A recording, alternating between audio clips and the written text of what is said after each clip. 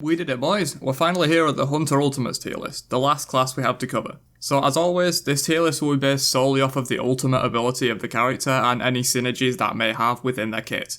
It's not based off of other classes' ultimates or abilities or anything like that, just the Hunter ultimates and how they stack up against each other. And of course, this is my own personal opinion. I'm not using that as an excuse for bad judgment because I think my opinion is very well informed, but obviously, you're not going to agree with every single placement, so if you do disagree with any of them, feel free to comment down below explaining why I'm wrong. But without further ado, like, share, subscribe, Discord link is down below, and let's get right into this. So first up, we have AMC, who I think is A tier. So the Stinger does pretty good damage and also cripples for quite a long time, which is really solid. It's not going to be one of the big AoE teamfight massive CC abilities, but in a 1v1 scenario, being able to cripple your opponent so they can't get away can be very powerful. And of course, if you are in a situation where you can pick up the Stinger after using it, this ultimate has an insanely low cooldown, so in that scenario where you're always picking up the Stinger, it's incredibly powerful, but sometimes you can't always get to the Stinger. Especially if you use it in a teamfight scenario, often the enemy team will be grouped up around the person you use the Stinger on, and when it pops out, you're not going to be able to safely get it as AMC. Anher's Desert Fury, A+.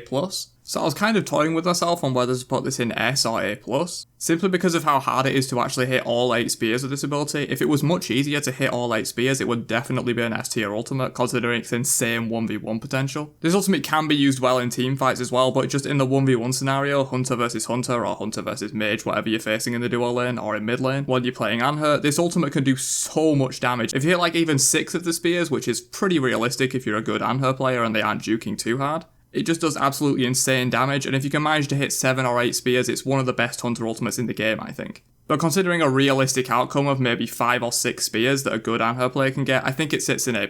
But on an Anher player who can consistently hit 6+ spears, I think it would definitely be S tier.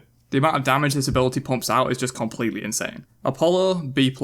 So I normally do rate global mobility abilities quite high, but on Hunters I don't like them quite as much, and Apollo's global mobility with this isn't as good as a lot of other ones like Athena for example. For me, I just feel like it's very slow to get off the ground, you can be quite easily killed, and if you're just using it from base or whatever to rotate, you end up using a lot of mana and it's quite slow to get there, whereas like Athena you can just teleport straight to a teammate. Or Thor's is quite quick, for example, Thor can just go up in the air and dunk straight away. That's only semi-global, whereas Apollo's is fully global, but it's a similar kind of thing. And while the landing damage and the small knock-up are pretty good, I just don't see this ultimate being too useful. Like, in a teamfight, it's almost useless. You can use it to escape, but once again, that charge-up time means you'll often be killed while trying to escape with it, so it's mainly there for sort of, if you get poked out in a teamfight and manage to escape, you can ult back from base, which in that application it is quite strong. But in general, that's quite a niche situation, and I feel like Apollo's ultimate in just your average teamfight isn't going to do too much. Even in your average 1v1, it's not going to do anything either, to be honest. It doesn't seem like that good of an ability to me, so I'm going to put it in B+.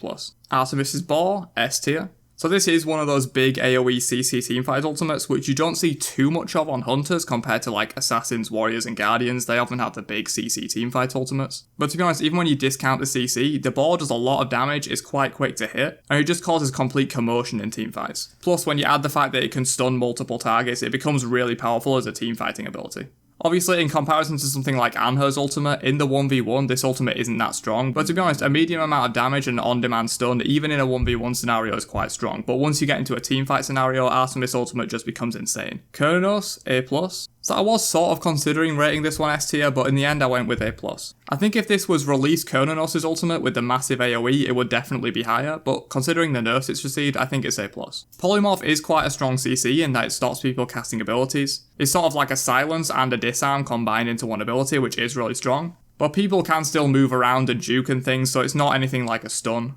Kernos ultimate is a big AoE that can hit multiple people, but the Polymorph CC isn't quite as strong, which is why I think this is a step down from Artemis's ultimate. Also, in that scenario, Kernos' ultimate is obviously harder to hit than Artemis's ultimate, because with Artemis you just deploy the ball and it hits people. Kernos you actually have to aim the ability. Chernobog, A tier. So once again, this is a global mobility ultimate on a Hunter, which personally I don't find too useful, but this is definitely a lot better than Apollo's ultimate. A lot of the issues that Apollo's ultimate has, like the mana drain and the slowness of it, is rectified in Chernobog's ultimate. Chernos is just one cast, is relatively quick, and he gets bonuses when he lands to be able to pummel people down. Considering this is one of the better global mobilities for Hunters, you can exploit this quite well and just ult over from either ADC or mid lane wherever you're playing Chernobog and just get to a fight immediately, which can be really strong. And then of course, like I mentioned on Apollo's ultimate, if you get poked out in a teamfight or poked out of lane, you can ult back to like secure a kill or anything like that. And in that application it is better than Apollo's ultimate because of the speed of it. But it does run into the same pitfalls that Apollo's ultimate has, which means I can't place it any higher. That being that in a teamfight scenario or a 1v1 scenario where you're just boxing, it's not really that useful. Chiron, A tier. So I think this one's verging on A+, but I'm going to leave it in A for now. The damage this ultimate does is really solid, assuming you can hit all 3 shots, which isn't too difficult if you're a competent Chiron player. Which then sets up for your 2 to hit them as well, which can confirm kills from long range. And of course this does have the revive mechanic, which usually doesn't come into play all that much, but if you do get a revive off of it, it's insanely powerful. In a team fight, that's much harder to do because of all the chaos that's going on, and even if you do revive, you'll probably have an assassin on your ass that's ready to kill you anyway, but in a 1v1 scenario, that can be really strong. Cupid, S tier. So this is another one of the really insane teamfight ultimates from the Hunters. Cupid's ultimate has the largest AoE in the game, joined with a few other abilities like Odin's Ring, for example. And being able to just lock down an area in a teamfight with that massive cripple field and then the mez if anyone stays in it for long enough is just really strong. Either you get a ton of CC off with this ability or you force a ton of purification beads, both outcomes you're very happy with. Obviously, with this being one of the big AoE sort of meant for teamfight abilities, it does suffer a little bit in the 1v1 scenario, in that it's just a cripple and a mez on a single person. That's not amazing, but obviously that's the sacrifice you make for having such an incredibly powerful teamfighting ultimate. Speaking of teamfighting versus 1v1, I think Hachiman's ultimate balances those two really well. I'm going to put it in A+. So really long duration CC immunity and great for mobility if you need to chase kills or get out in both 1v1 and teamfight scenarios. Simply securing a kill in the 1v1 with this is really strong, and in a teamfight you can potentially hit multiple people with it, which applies the slow and does a lot of damage, which is also really good. Honestly, this ultimate just seems really strong in both scenarios, so I put it a little bit above the balance point. Houyi's Sunbreaker I'm going to put in S tier. So once again, like Hachiman's ultimate, I feel like this is just really strong in a bunch of different areas. It's not the best ability in the game for teamfighting, or the best ability in the game for 1v1s, or the best ability in the game for objective secures. It does all 3 of those things really well, which is why I think it's S tier.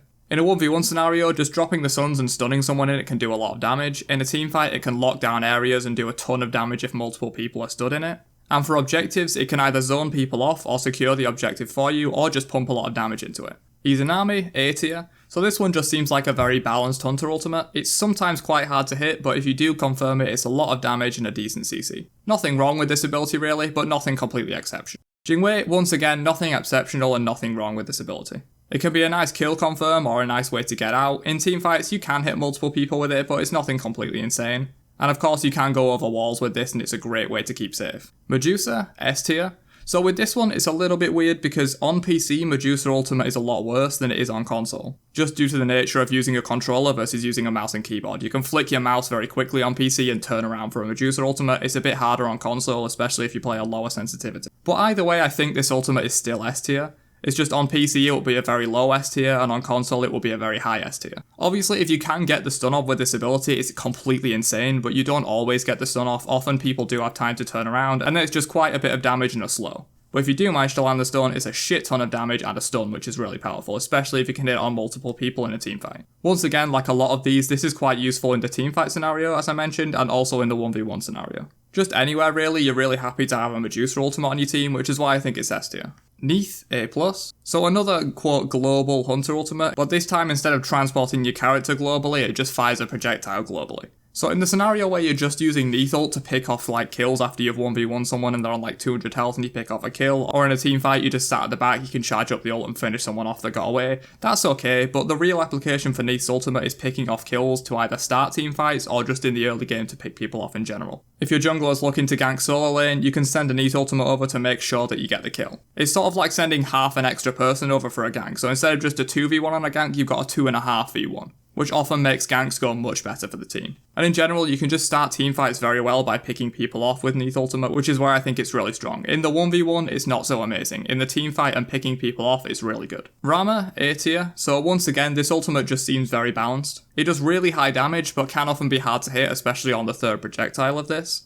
And it can also keep you safe as well while you wait for backup from the team. Often you can dash, ult up into the air, wait up there for a while your team rotate, get another dash ready shortly after you come down and escape for a bit, and then your teammates come in and clean up. Or you can just use this to snipe people. If someone's low in a team fight or in a 1v1 scenario, you can just pick them off from like 20 or 30% health with this ability if you're accurate with it, and that's really good. Skadi, A tier. So I had quite a hard time placing this one because if you actually consider what the ultimate does, it's not that strong. It simply creates the snowstorms, leaps Calder if you target in that way, and full heals him. I feel like part of the reason why this ultimate is very strong is because of Calder and not because of the ultimate itself. But obviously you do have to consider the rest of their kit in terms of synergies with the ultimate, so I'm going to put this in A tier. And Ulla is the only stand switching hunter who's going to be in A tier. If you've watched any of my other tier lists, you know I automatically put stance switchers like Ula or with a low cooldown stance switching ultimate straight into A tier. And finally, Jablonke's Darkest of Nights is S tier. This was definitely a lot stronger before they nerfed it a while back. Taking away that stun at the end if you are moving after the blindness was a really big hit to the ability, and it's lost some of its potency, but it's still a really strong team fighting and sieging tool as it always has been.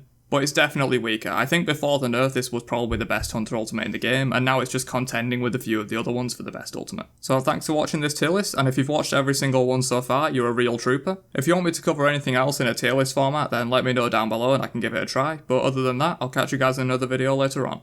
Have a great day, and peace out you nerds.